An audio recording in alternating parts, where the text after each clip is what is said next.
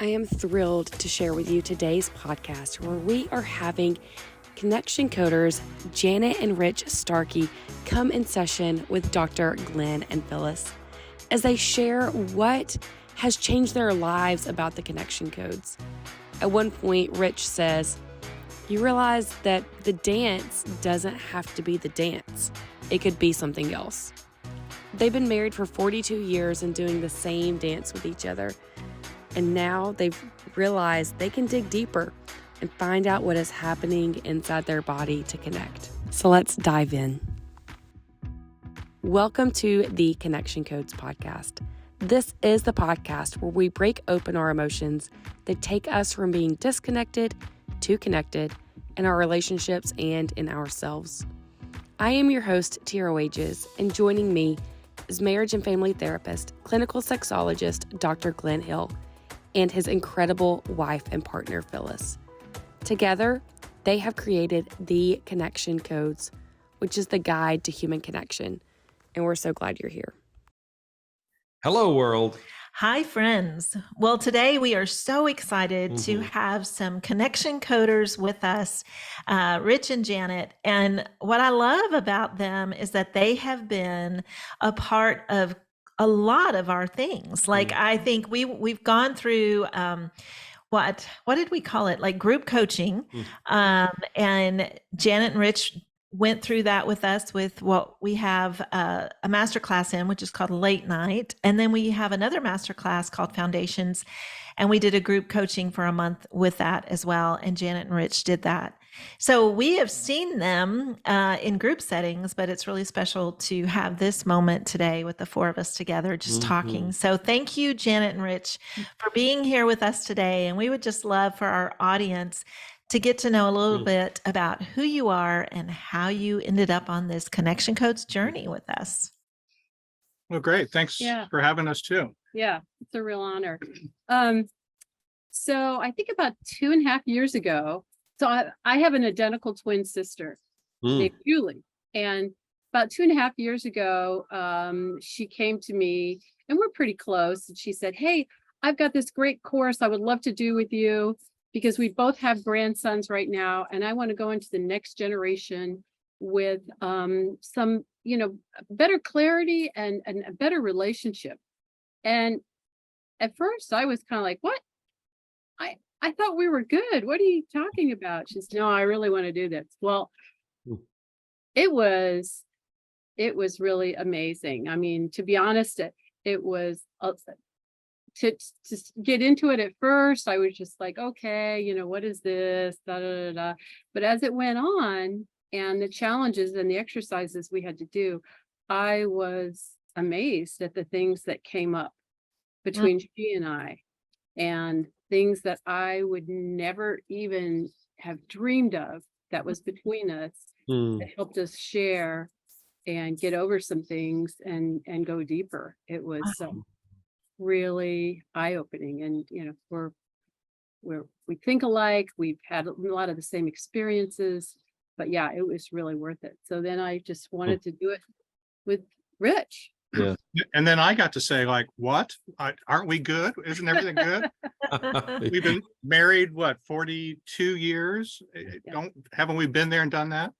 And I found out that no, we haven't been there and done that at all. Oh, wow. So we started doing it together and just kind of opened our eyes to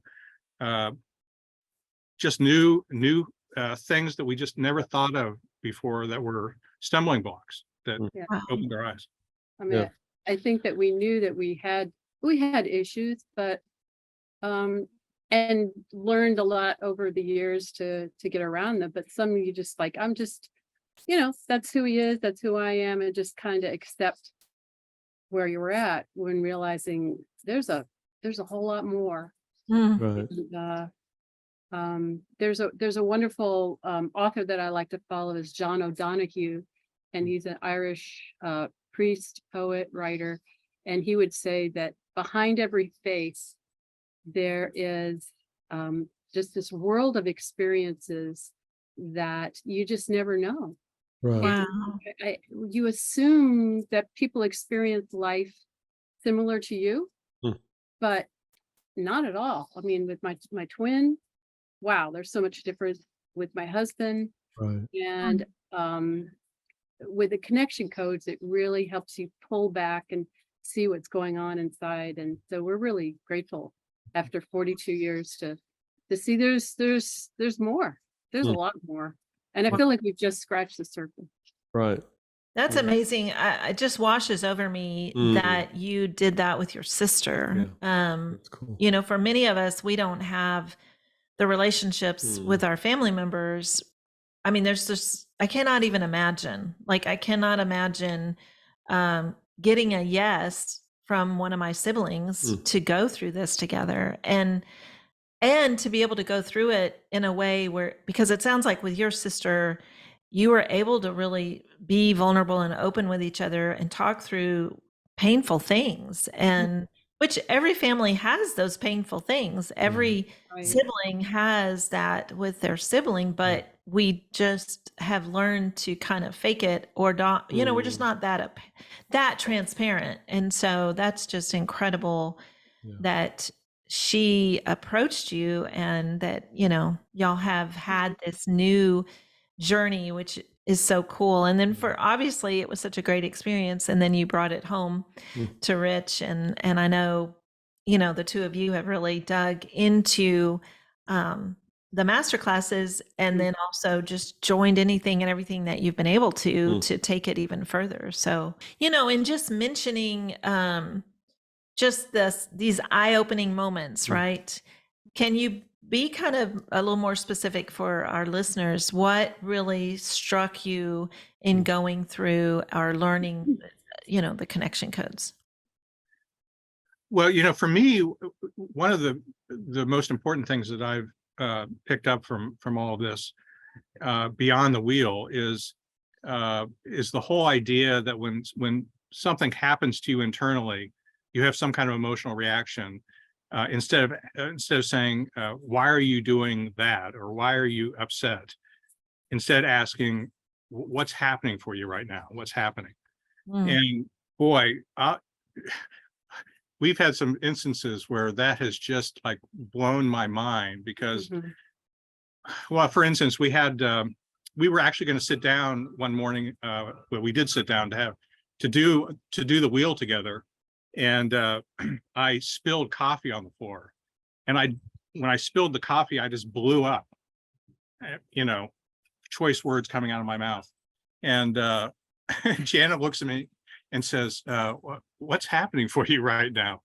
And I stopped and thought, you know, gosh, what is happening for me right now? I didn't know what was happening. I didn't know, you know, I just knew that I had anger going on. And I thought, and then I realized, it's not about the coffee. I mean, the coffee is, you know, the dog's already licked up the coffee, right?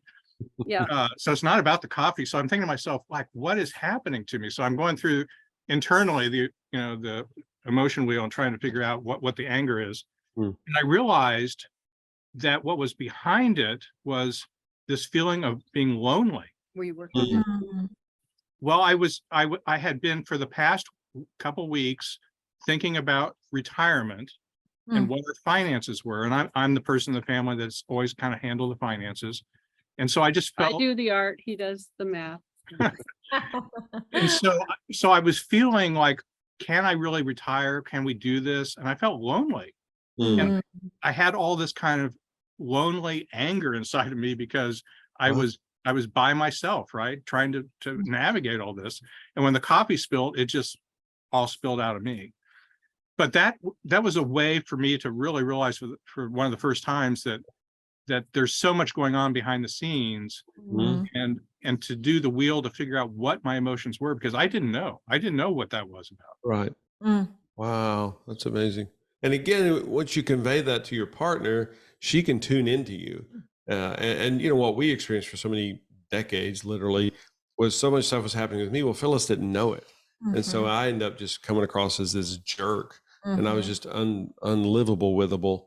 And it was just unbearable. And this poor girl just stayed clueless, you know, for year after year after year, just not knowing what to do. And she didn't know, and the reason she didn't know what to do, because she didn't know what was happening with me. It's just amazing now. And we're, again, just pilgrims. We're not perfect at it at all, but how quickly we're able to convey and process through emotion in literally 20 seconds. It blows my mind that this is even a thing, but it is. So, Janet, when he shared that with you, what happened for you in that moment? I was stunned. I mean, throughout our entire marriage, I mean, would easily just kind of, get a little bit gruff.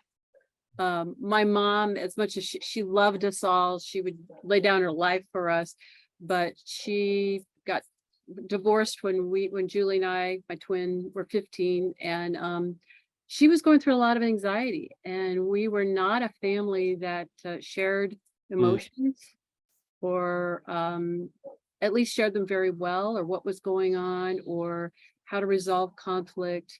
So we were kind of used to mom kind of blowing up. So walking on eggshells was kind of a common thing. And so when we were dating and married, and he would rarely blow up directly at me. It'd be more circumstances, situations.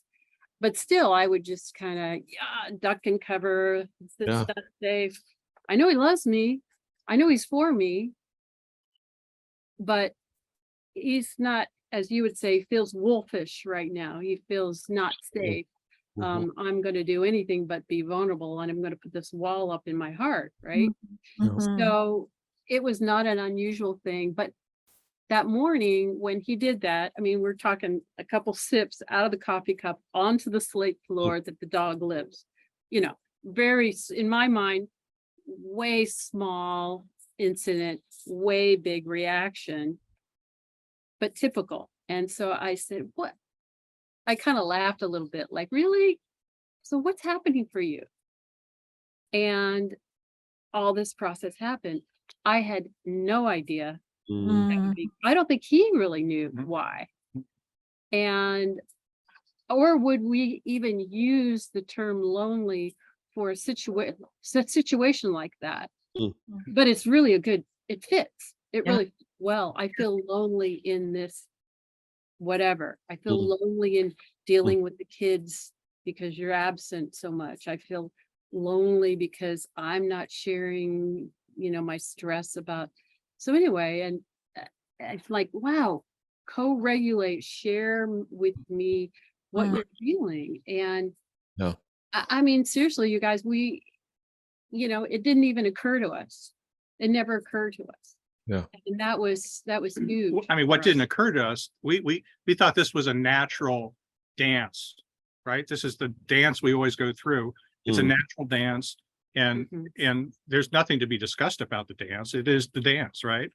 But once you start peeling back the layers and realize the dance doesn't have to be the dance, it can be something else, then it just opens up a whole new world of possibilities. Yeah. Wow. Just And love, love that, just the realization that there was something under that that even Rich didn't realize was brewing. It's like you've been probably carrying that loneliness for days or weeks or years, right? And to all of a sudden realize, whoa, the anger is what was shown.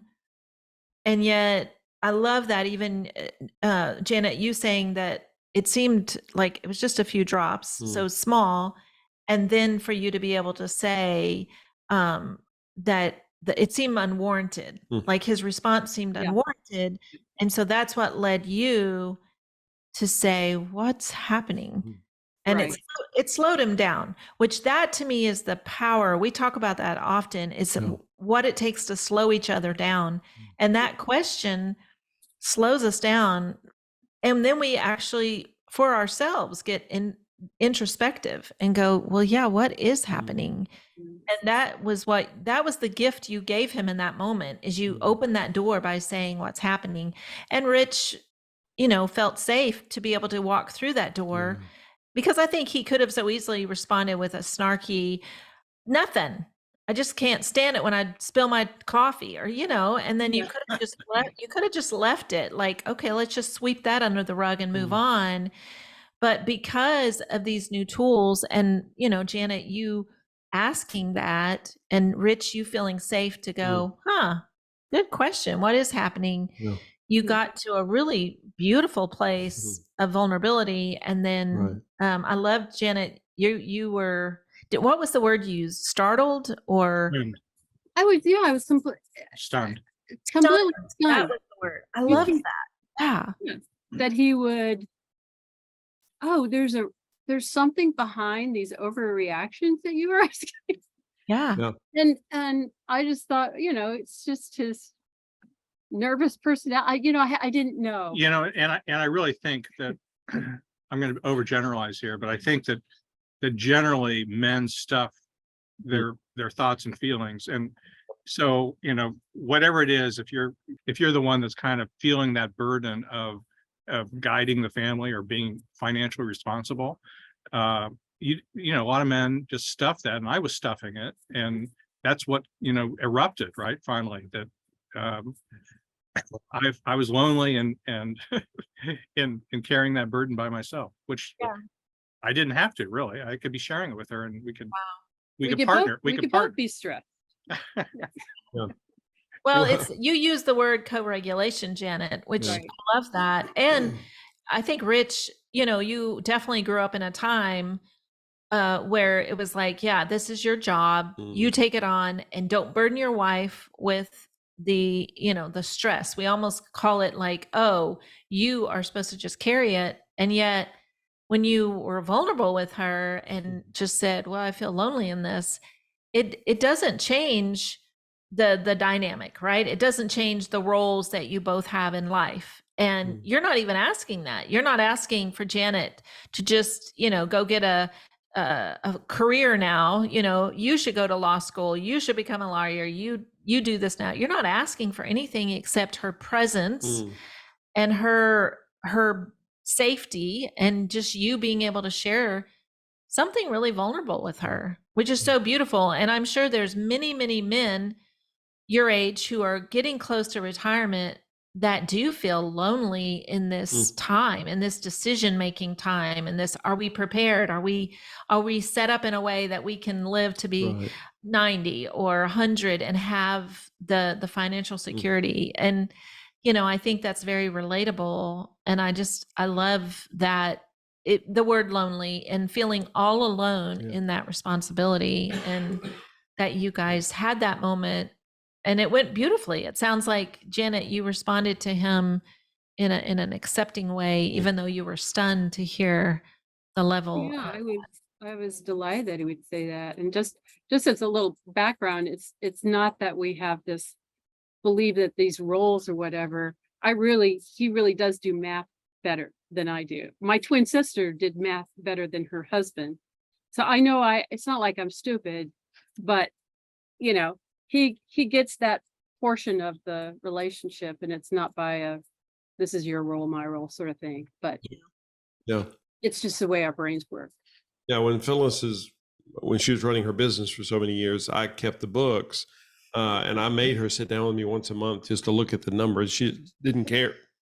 She was just really good at running business. But I made her sit down once a month. I'm like, babe, this is your business. You have to at least look at the numbers.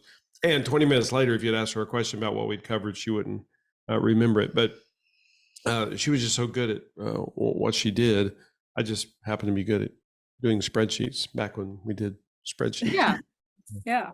But I do think that question, what's happening for you, I mean, probably one of the biggest things that Connection Codes has done for me is to, and we've talked about this in our coaching groups, is to stop when I'm having a strong emotion.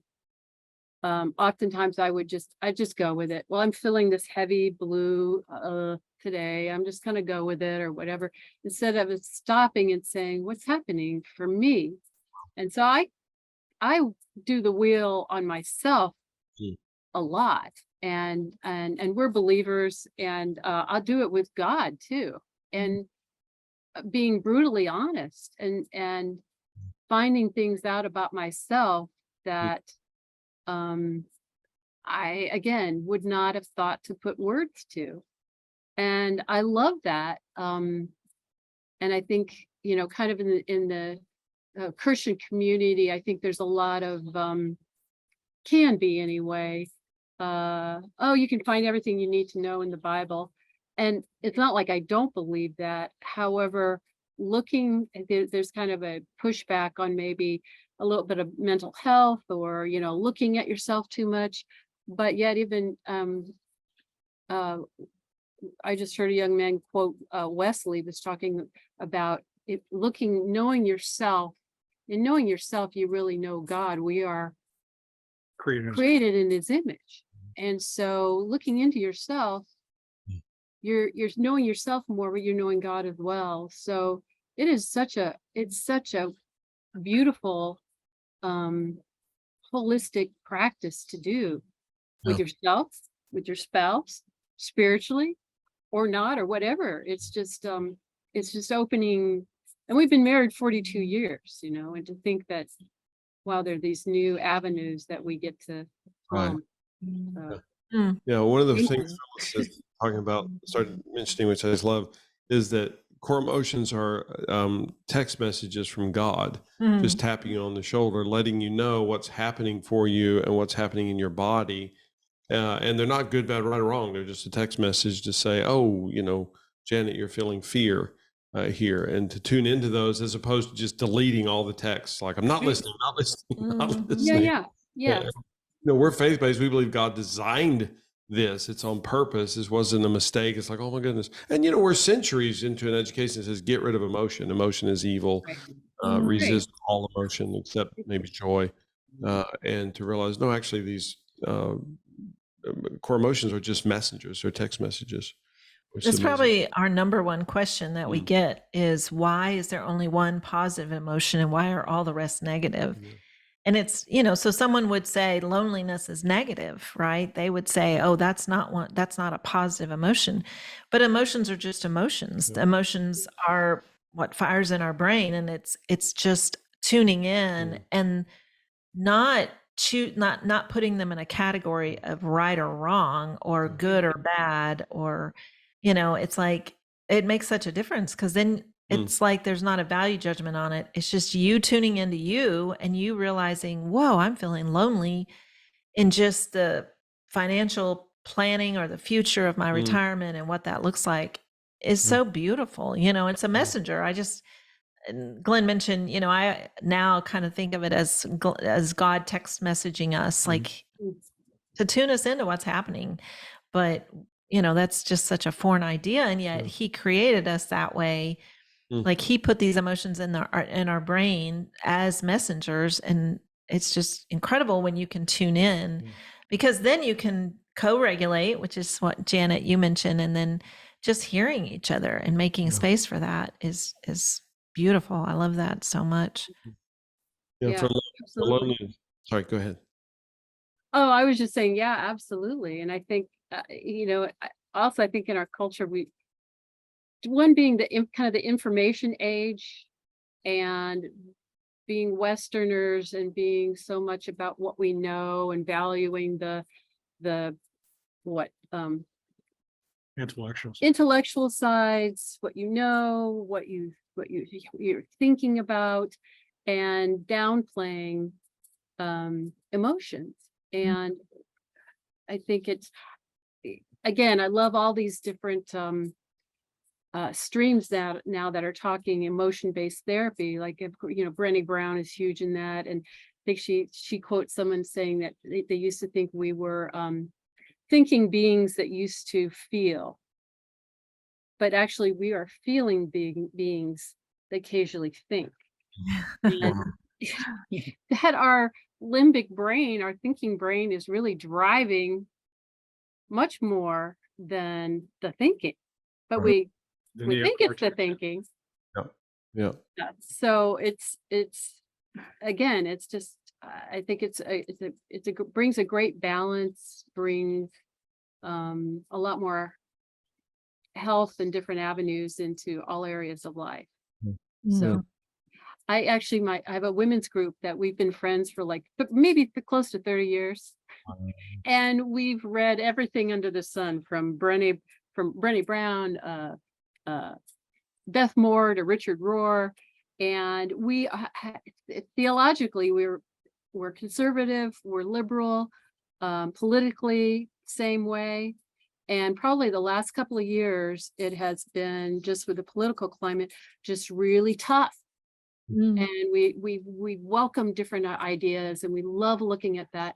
But it's been really tough. There'd be people who have been really knocking heads emotionally. Yeah. And some were like, I'm out, or and that's been really heartbreaking. We're thinking, we're believers that have been friends for 30 years. We're really invested. If we can't figure this out, who will? And I love, you had a while back a guest on your show, Carlos Whitaker. And I'm listening to his book. Oh my gosh, fabulous. I love this guy. He's amazing. But my women's group, I took I asked people if they wanted to do it, and we actually played it for the women's group and their spouses, for people who wanted to come.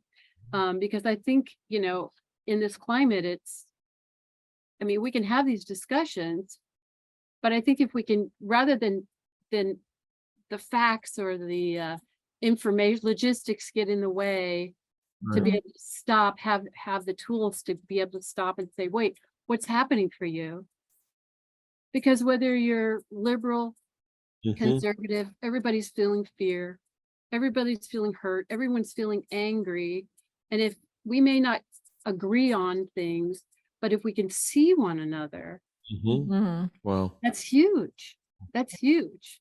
Yeah. And I love that. And so I really I'm going to talk to my group about getting a group session, so we can all sit down and have these tools, so that we can really go deep with one another. Because what do we have to lose? Right. Yeah. Right. Yeah. Wow. That's Yeah. brilliant.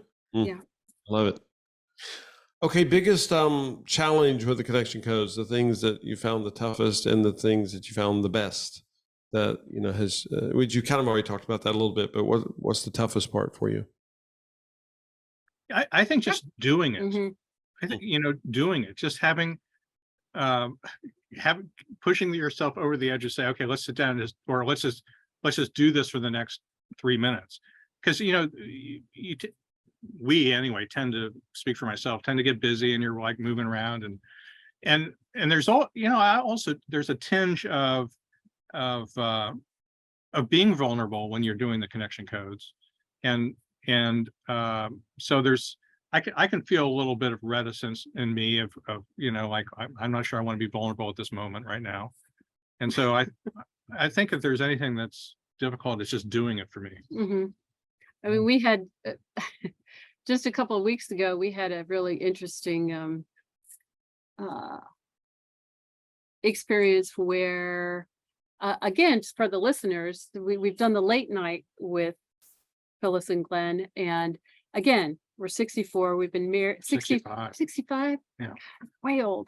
But we did the late night course, right, which is all about your romantic sexual life. And honestly, I thought, okay, I'm 65, that's in the rearview mirror, there it is.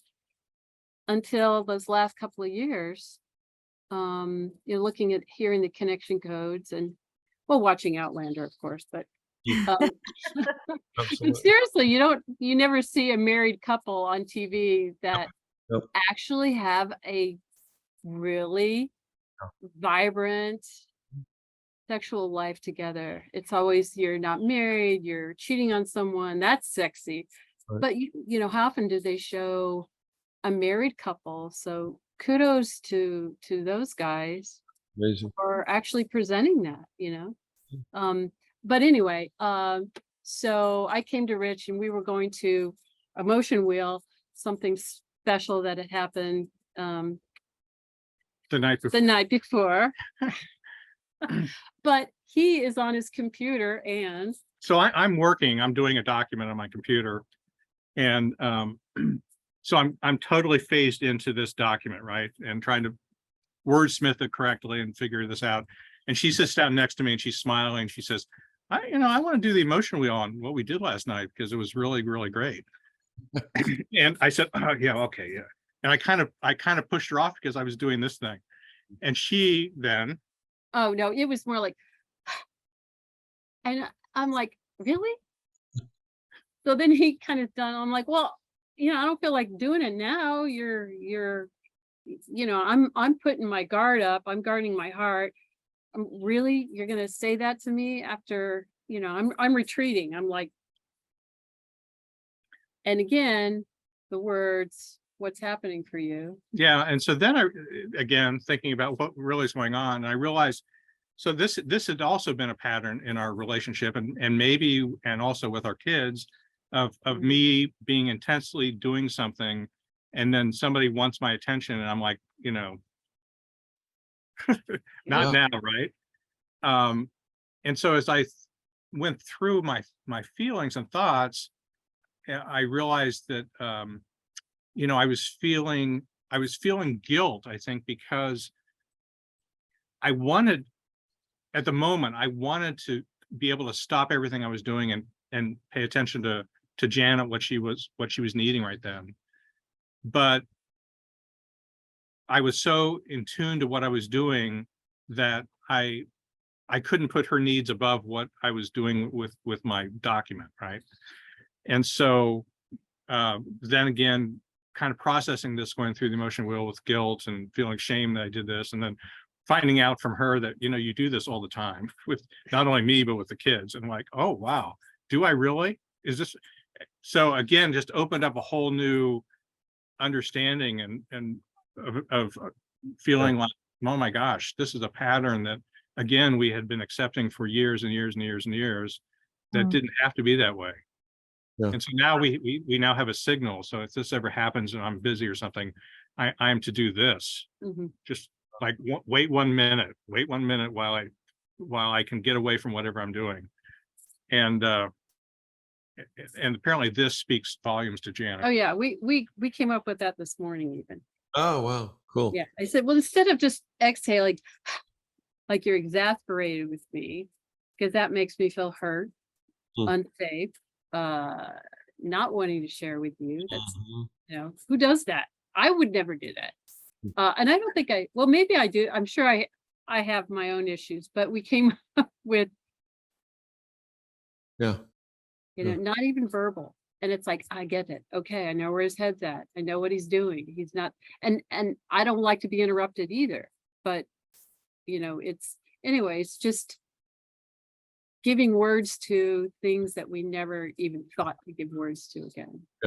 Yeah, we always say it's dangerous to conjecture another human's experience or emotion, but Rich, it sounds like a sad experience for you that you're being interrupted, because probably it's a joy experience that you're getting this thing done, and there's joy in it, and then it gets interrupted, which is a sad experience, which is not Janet's fault, and it's not bad that Rich feels sadness. He just does.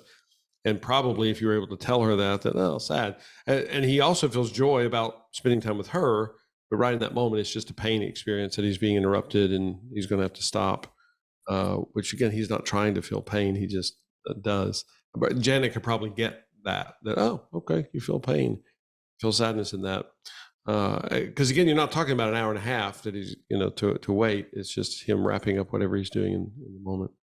Well, and cool. For the listeners that don't have their video portion on, what Rich did was just put up one finger, right, like the number one, just to wait. Yeah, the one finger, which kind of meant give me just a minute. And for some people, the one finger, just a minute, might create pain. Or seems like for you, Janet, it was that, oh, okay, I get that. And Glenn and I have this interaction a good bit because I'm the one often typing responses to emails, or typing just a new email that needs to go out. Like this morning, I sent you guys an email, and Glenn was talking to me at the same time, or wanting to, and I just had to let him know. I said, oh, babe, just a minute. I need to finish this email.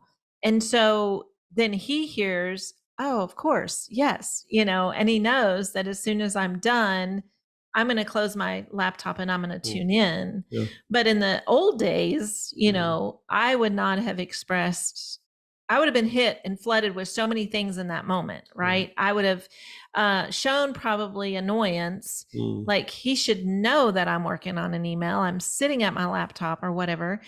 And yet I would have felt all this stuff. And then I'd been wrestling within myself. Mm.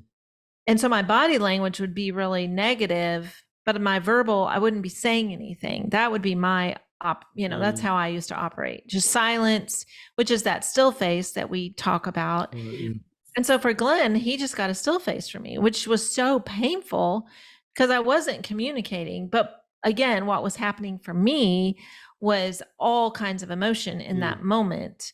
And so what could have been such a simple and quick interaction, like Glenn just said, you know, if you connection code that whole moment, simply saying, "Oh, sad, I'd love to tune into you right now, but I'm right in the middle of this.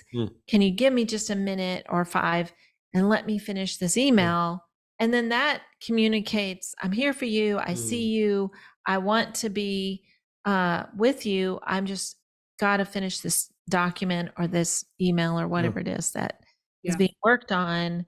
And it's that nonverbal. So it seems like, Rich, your nonverbal was like a sound, like a huff of some kind. You not realizing that in essence speaks volumes that you're not even intending to be heard or aware of. Right. And then, you know, it sounds like this is something Janet has been aware of and wounded by over y'all's married life. And then Janet, you mentioned that even your kids have experienced that in the past. And yet, Rich, you're like, I had no idea.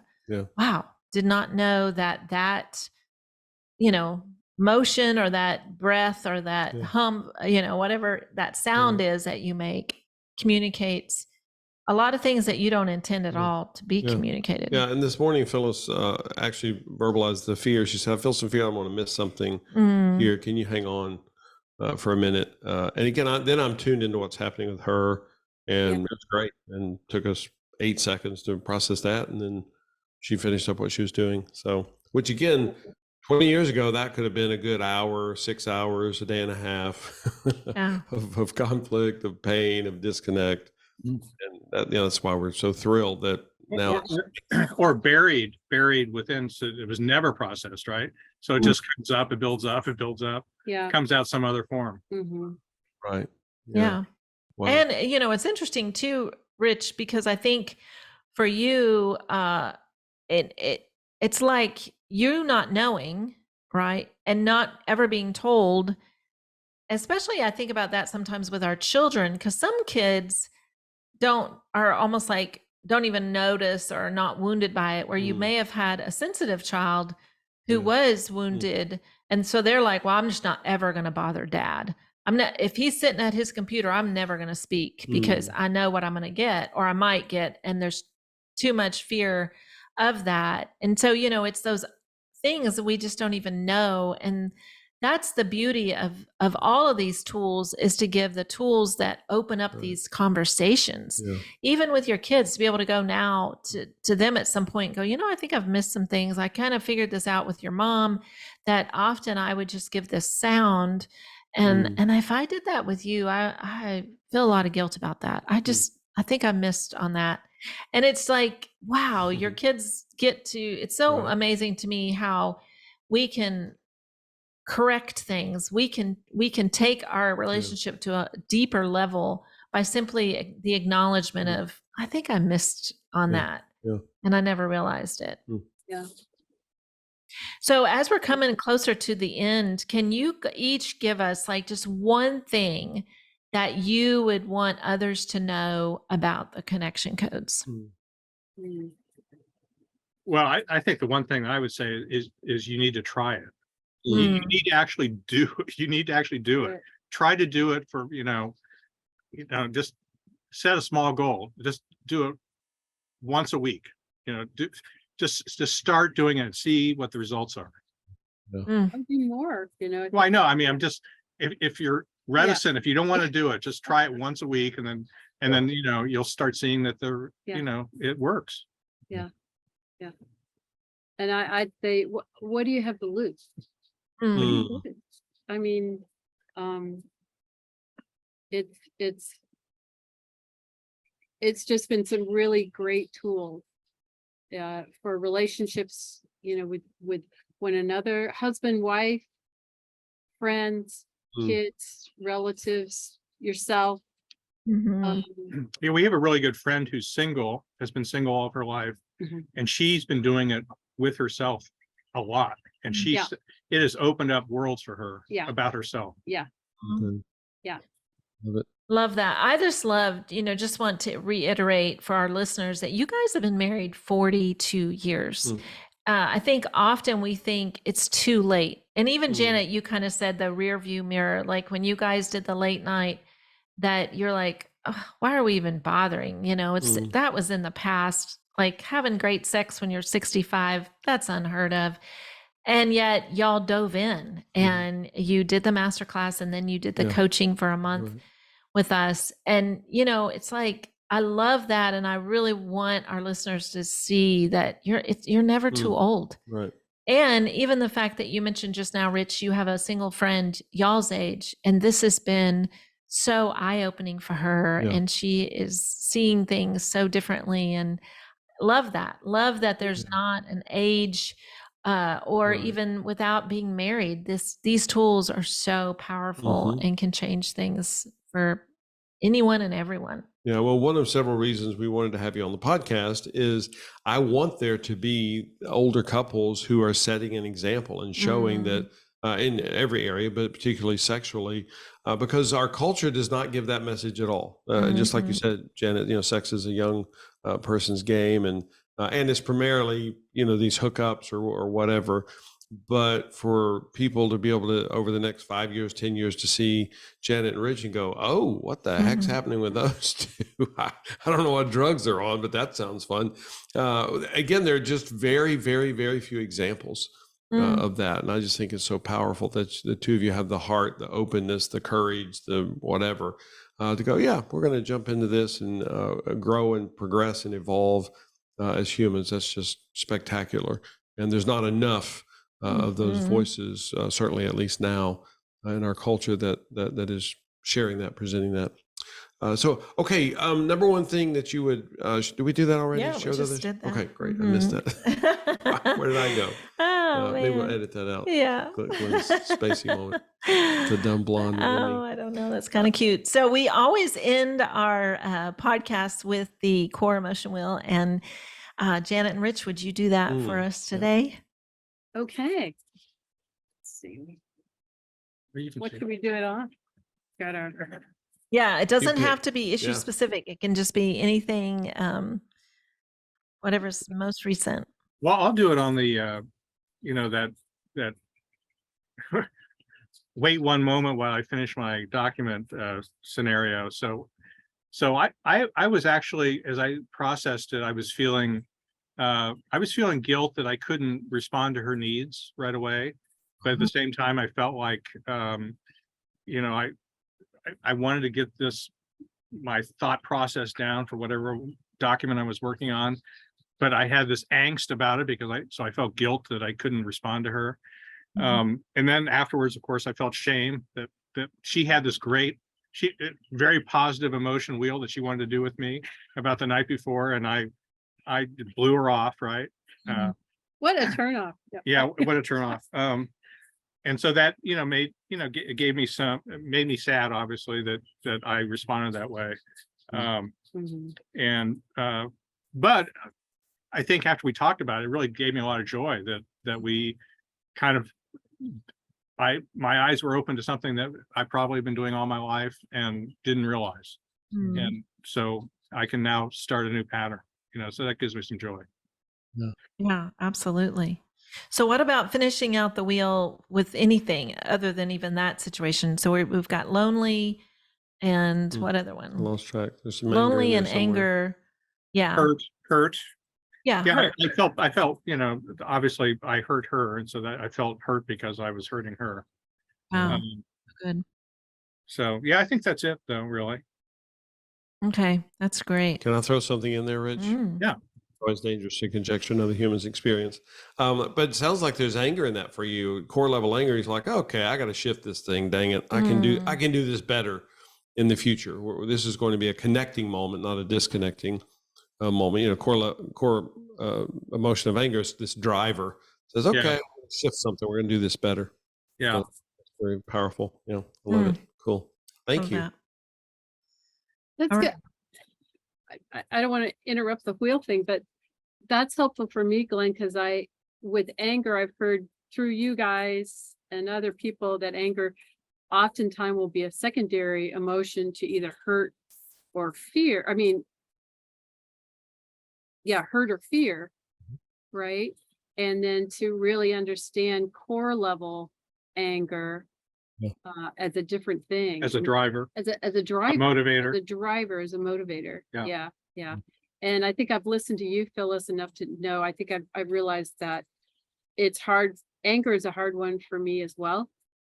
That I think I've stayed away from that because anger was very scary when I was growing up, and but to have a righteous anger, a driver to you just need that in your life, you know. Yeah. Because otherwise, Rich is just too lackadaisical about this. He's like, whatever. You know, no big deal. I've been doing this way a long time, so who cares?